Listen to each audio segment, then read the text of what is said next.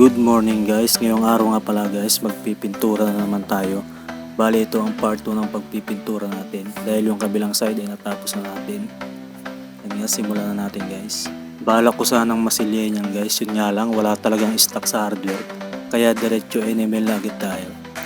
Ang importante lang yan guys ay bumalik ang dati niyang kulay at medyo kumisig din siya tignan.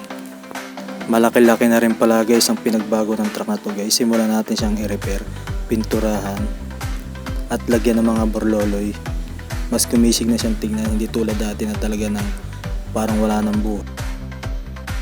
Kaya pinapaganda ko tong truck na to guys, gawa na ako rin na gumagamit. Kasi ako rin ang mahihirapan, tulad niya may mga sira. Kaya nire-repair ko na lang guys. Unti-unti kong pakikisigin to guys sa abot ng aking makakaya.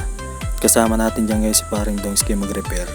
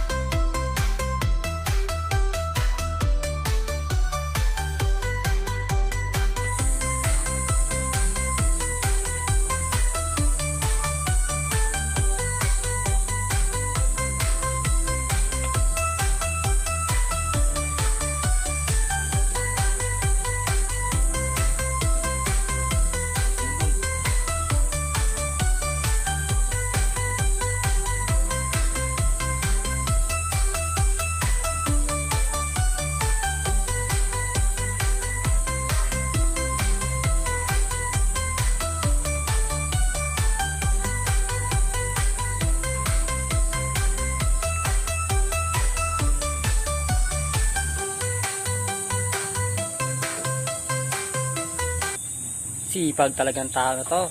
Wow! Sampa kayo mga guys, nasa kanya lahat. Yun oh. Driver na, mekaniko pa, welder pa. What? Pintor pa.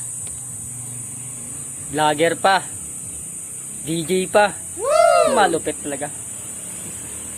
Malupit talaga. Si Nyuki oh. Pa. Yun nga, lawan jowa. Oh no! Guys, tapos na natin guys. Wow! Yun oh. Tapos Oh, yun oh, yun oh. Papogi. Walang papapogi dyan. Anak, ayun oh.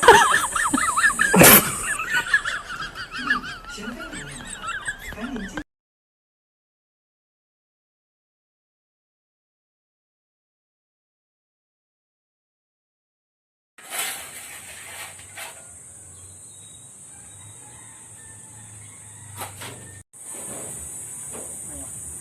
Masin ko ako mahinaw.